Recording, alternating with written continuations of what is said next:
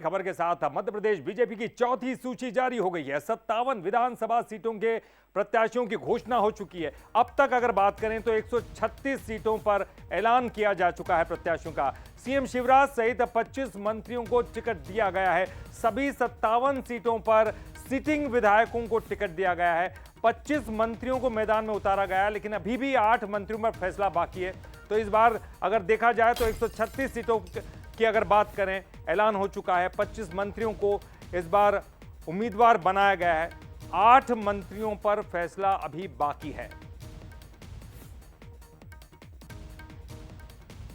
तो अभी तक 136 सीटों का ऐलान हो चुका है। यह चौथी सूची है बीजेपी की, और चौथी सूची में जिस तरह के कयास लगाए जा रहे थे, कोई अचंभित करने वाली सूची नहीं है, लेकिन बड़े और कद्दावर नाम उनको रिपीट किया गया है।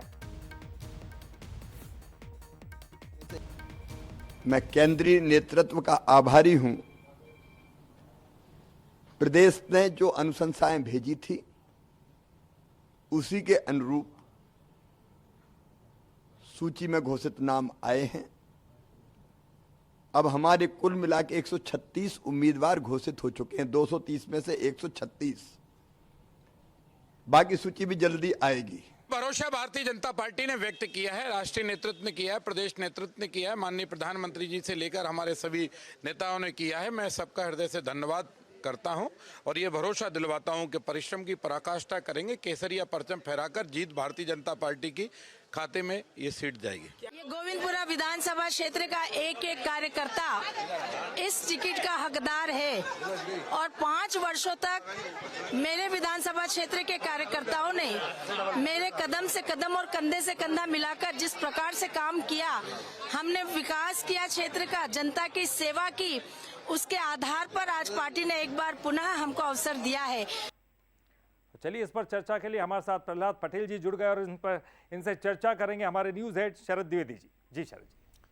बहुत धन्यवाद ललित। और इस वक्त हमारे साथ केंद्रीय मंत्री प्रहलाद पटेल जी हैं, जो नरसिंहपुर विधानसभा सीट से चुनाव मैदान में भी हैं, और उन्होंने एक दिन पहले विधिवत करीब 12-12.5 किलोमीटर की यात्रा करके, पदयात्रा करके अपने क्षेत्र में अपनी एक तरह से कहना चाहिए कि विधानसभा चुनाव का आगाज़ भी कर दिया है। चलिए सीधे हम चलते हैं जबलपुर, जहां इस वक्त हमारे साथ जुड़ रहे हैं केंद्रीय मंत्री प्रहलाद पटेल जी। बहुत स्वागत करता हूं प्रहलाद जी आपका, बहुत शुभकामनाएं। चुनाव की घोषणा हो गई, आप मैदान में हैं, और मुझे पता चला है कि 1984 ये वो साल जब राजनीतिक समीक्षकों ने भी बीजेपी को खारिज करने में कोई कसर नहीं छोड़ी थी, क्योंकि इंदिरा जी की प्रधानमंत्री जो रहीं तत्कालीन, उनकी आतंकी हत्या में जो चुनाव हुए और एक भावनात्मक लहर,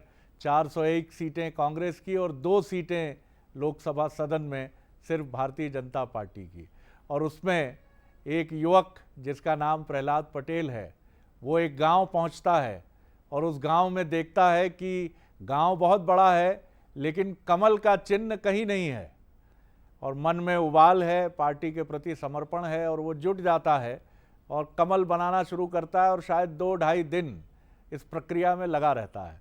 एक नॉस्टैल्जिया है। कल मुझे पता चला कि आप 12-12.5 किलोमीटर चले और इसका आरंभ आपने किया उसी जगह से जहां आपने 40 साल पहले अपने हाथों से अपनी पार्टी का चुनाव चिन्ह बनाया था। किस तरह की अनुभूति थी? कहीं मन में भावुक भाव भी होगा, ज्वार भाटा भी होगा, और ये गर्व भी होगा कि वो पार्टी जिसकी 2 सीटें थीं, आज वो 300 से ऊपर दूसरी बार की केंद्र में सरकार है। जी प्रहलाद जी।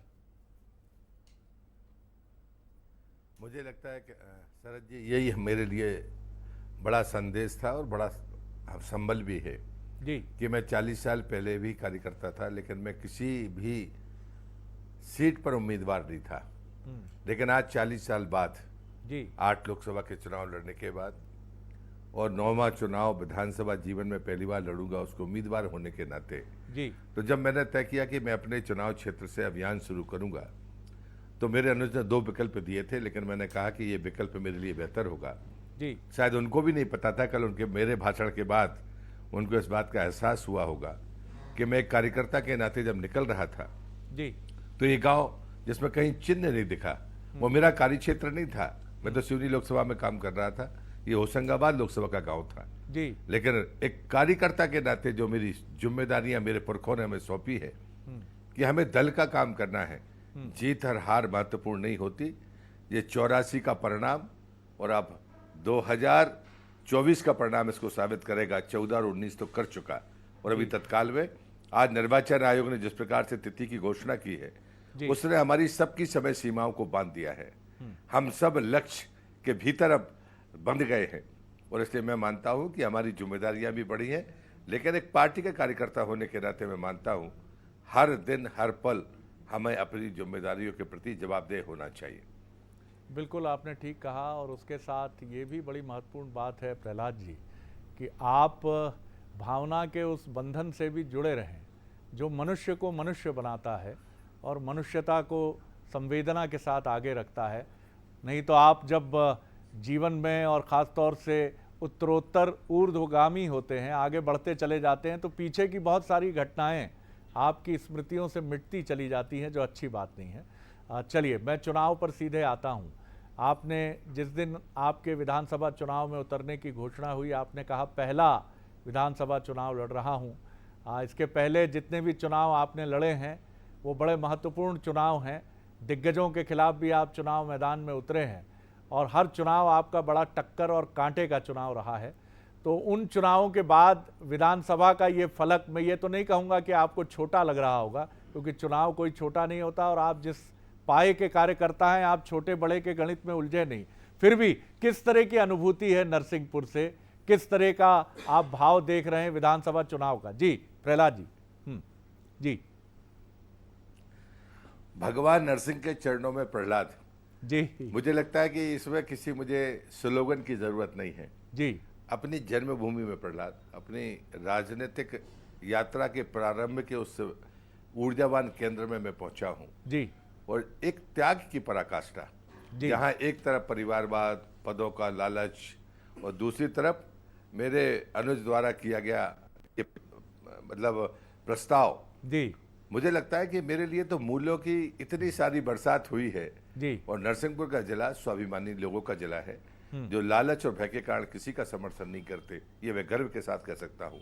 यदि मैं भी कोई गलती करूंगा तो मुझे सजा देने में वो कतराएंगे नहीं और इसलिए उस भूमि पर मेरा जनप्रतिनिधि बनकर इस दौर में आना मैं अपने आप को भाग्यशाली मानता हूँ कि भगवान नरसिंह ने मुझ पर शायद कृपा की कि मैं उनके चरणों में और शरण में वहाँ पर पहुँचा हूँ। मुझे लगता है ये पर्याप्त संदेश है और उनके चरणों में जाने के बाद परिणाम क्या होगा ये जग जाहिर है। वो कृपा करेंगे और हम ऐतिहासिक विजय की तरफ आगे बढ़ेंगे। प्रहलाद जी, आपको जितना भी हमने देखा है, सच से आपने साक्षात्कार भी किया है और पार्टी और सार्वजनिक जीवन की मर्यादाओं का आपने निर्वाह भी किया है। आपने कभी घुमा फिराकर सवालों के जवाब नहीं दिए और ना आपने ये भी कहा कि कोई ऐसी बात कह दी हो जो पार्टी की या सार्वजनिक जीवन की मर्यादा का खंडन या उल्लंघन करती हो। फिर भी मैं आपकी असुविधा नहीं बढ़ाना चाहूँगा कोई ऐसा प्रश्न करके, लेकिन मैं ये ज़रूर जानना चाहूँगा कि 1984 से 2023 की राजनीति में नर्मदा जी में कितना पानी बह चुका है? जी। जैसे नर्मदा हिमालय से नहीं निकलती है जी, सतपुड़ा और हमारे विंध्याचल के उन स्रोतों से निकलती है, वही उसे जीवन देते हैं और उससे जीवन लेते हैं जी। लेकिन ये सच है कि नर्मदा में बांधों की श्रृंखला बन गई है जी। बहुत जगह पर रोक टोक है, रेत का वैध और अवैध खनन है जी। हमारी जीव विविधता पर खतरा पैदा हुआ है। इस राजनीतिक यात्रा में हमें सफलताएं हैं, उन बांधों ने हमको सिंचाई दी, बिजली दी, बाकी चीजें भी दी, लेकिन साथ में कुछ चुनौतियां भी हमारे सामने खड़ी की हैं। ठीक वैसे ही राजनीति में इस 1984 से अगर आज मैं 2023 की यात्रा देखता हूं तो दोनों चीजें हमारे सामने हैं। उस संतुलन को बनाए रखना और हमारे उस परम वैभव सत्य को जो हमारी सांस्कृतिक विरासत है उसे अक्षुण्ण रखना, ये हम सबका उत्तरदायित्व है। मैं फर्क देखता हूं लेकिन जिम्मेदारियां भी समझता हूं और मैं मानता हूं कि हमें सिर्फ अंधी विकास की दौड़ की बजाय नैतिक मूल्यों को भी उतना ही जिम्मेदारी के साथ बचाना चाहिए जितनी मां नर्मदा के प्रति मेरी चेतना और मेरी निष्ठा है। और इसलिए मैं राजनीति के प्रति भी उतना जवाबदेह हूँ और विकास के प्रति भी उतना जवाबदेह हूँ, लेकिन मां नर्मदा के प्रति भी उतना ही जवाबदेह हूँ। इसलिए नैतिक मूल्यों की रक्षा करना, इसको मैं पहली प्राथमिकता देता हूँ। मैं सोचता हूँ इससे बेहतर उत्तर इसका क्या होगा जो आपने दिया है। आज जो सूची आई है प्रहलाद जी, उसमें किसी प्रयोग धर्मिता की जगह वरिष्ठों के प्रति विश्वास का भाव है। लगभग 2 दर्जन मंत्री हैं इसमें और तमाम वो बड़े नेता हैं, और किसी फार्मूले में पार्टी ने उलझने की कोशिश नहीं की है। हालांकि ये दावा शुरू से रहा है पार्टी उलझती नहीं है 70 पार या ये सब। कैसे देखते हैं आप इस सूची को, और कितने आश्वस्त हैं इस चौथी सूची से कि कमल खिलने के लिए तैयार है? जी, कमल के खिलने से कमलनाथ मुरझाए हैं, इससे साबित होता है। कमलनाथ जी ने कहा था कि हम 6 महीने पहले अपने उम्मीदवार घोषित करेंगे जी, वो तो नहीं कर पाए। हमने नहीं कहा था, हमने 3 महीने के पहले कर दिया पहली सूची, जी, दूसरी भी निकाल दी, तीसरी भी निकाल दी, चौथी भी निकाल दी।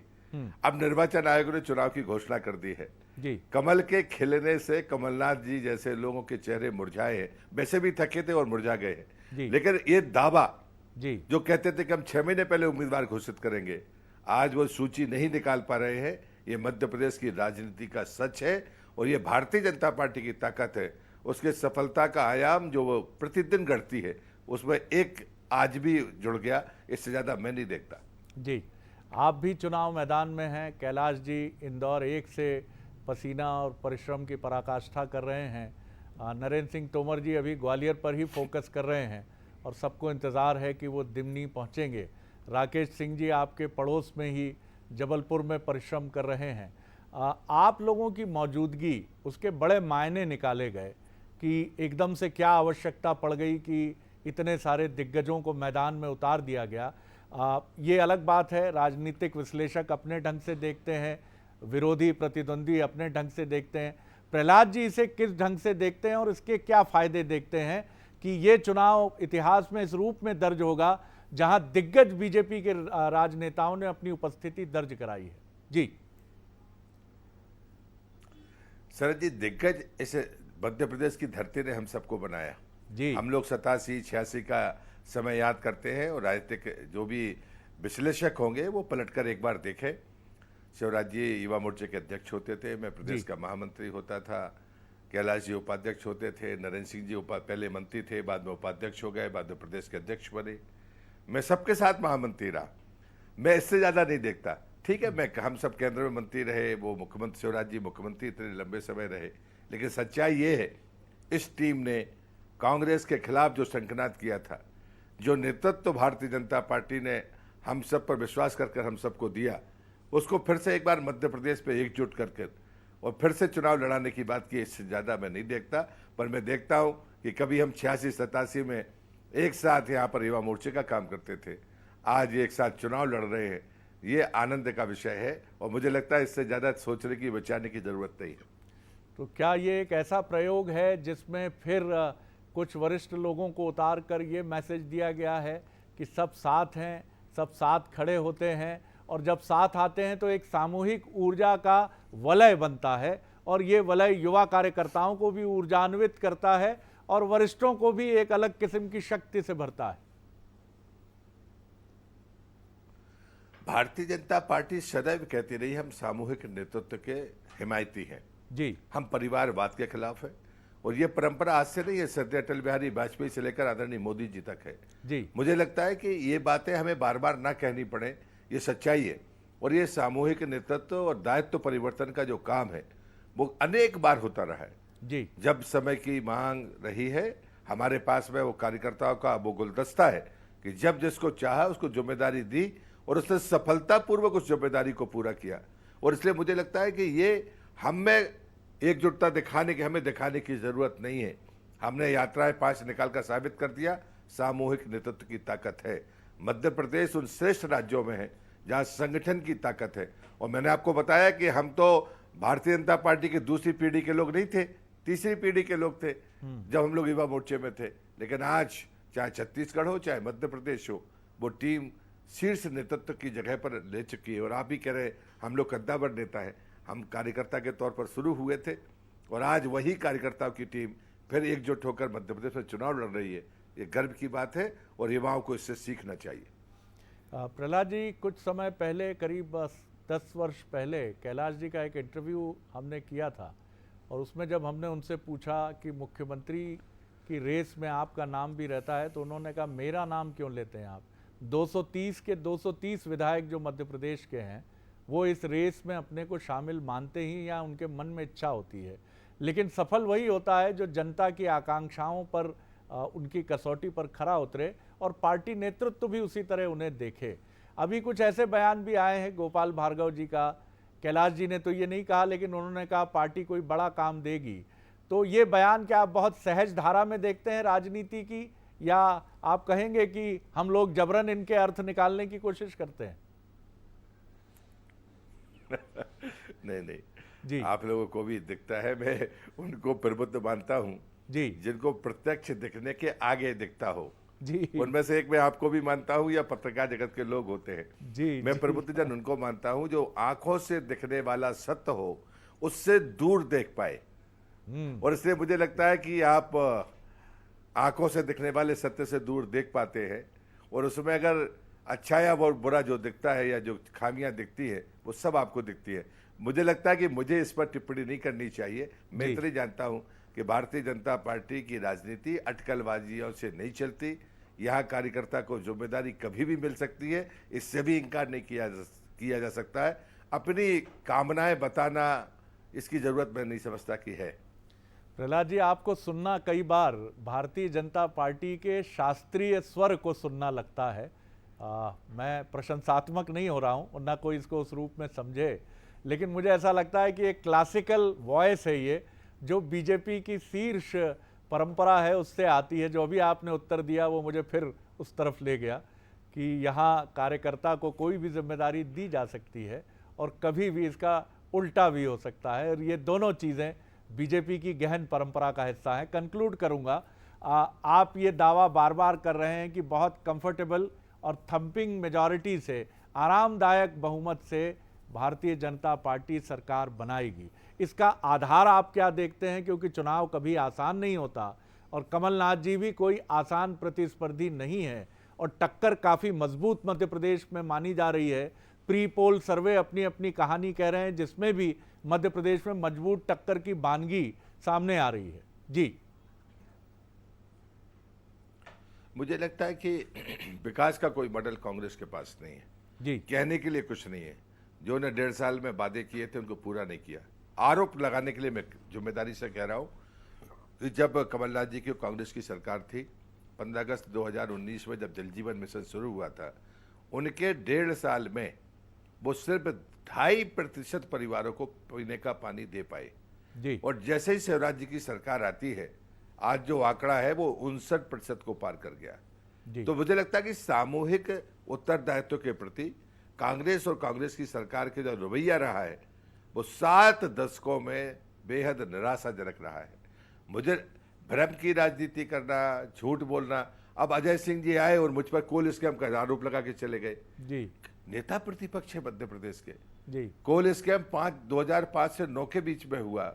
जी। उन्हें इतनवास का भी अंदाजा नहीं है और वो बड़े मस्करे ढंग से बोलकर चले गए। मैं उनका सम्मान करता हूं। जी। अर्जुन सिंह जी इतने वरिष्ठ नेता रहे हैं। कम बोलना, अच्छा बोलना, तथ्य के साथ बोलना, ये राजनीति का धर्म है। जी। आपको जो मर्जी आए आप कह दो। वो तो भाग्य मेरा अच्छा था कि मैं 2004 से 14 तक सांसद भी नहीं था। जी। अन्यथा तो मजाक बनता मैं। जी। मुझे लगता है ये चीजें हैं, राजनीति में इतनी हल्की नहीं होनी चाहिए। ये कांग्रेस का स्वाभाविक चरित्र है कि भ्रम फैलाना, झूठ बोलना, जो राजनीति में स्वीकार नहीं होना चाहिए। जी, जी।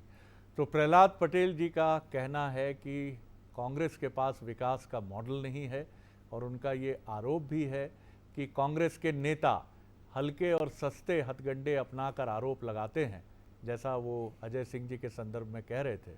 और उनका साफ तौर पर कहना है कि भारतीय जनता पार्टी एक ऐसी पार्टी है जहां पर किसी भी कार्यकर्ता को कभी भी जिम्मेदारी दी जा सकती है। और वो ये भी कहते हैं कि कुछ प्रश्नों के उत्तर देने के लिए मैं समर्थ प्रतिनिधि नहीं हूं। और वो नॉस्टैल्जिया में भी जाते हैं। वो एक ऐसे राजनेता भी हैं जो राजनीति में जीवन के शाश्वत स्वर और सार्थक स्वर को भी ढूंढना चाहते हैं। और बहुत राजनीति में वो भी उन राजनेताओं में हैं जो कई उतार चढ़ावों से गुजरे हैं, लेकिन हर उतार चढ़ाव को उन्होंने सार्वजनिक जीवन की मर्यादा और नैतिक मूल्यों से भी जोड़ने की कोशिश की है। चाहे नर्मदा जी की परिक्रमा हो या परम पूज्य उनके आध्यात्मिक गुरु बाबा श्री से निरंतर जीवन के नैतिक पक्ष को मजबूत करके आगे बढ़ना हो।